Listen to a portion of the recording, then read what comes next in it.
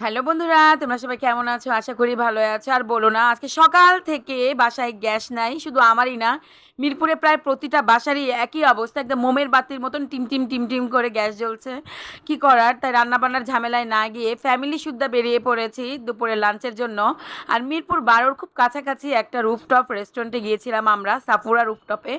আর এইখানে খাবার যেমন তেমন ভাই, জায়গাটা দারুণ, বিশেষ করে ছবি তোলার জন্য পারফেক্ট একটা প্লেস। আর বাচ্চারা গিয়েও খুব মজা পেয়েছে। আর এখানে একটা বাচ্চাদের খেলাধুলার জন্য একটা গেমিং জোনও আছে। যাই হোক, ওইখানে আমার বাচ্চারা যায়নি। আর এই যে সামনের যে জায়গাটা ছবি তোলার জন্য, ওইটা আমার খুবই ভালো লেগেছে।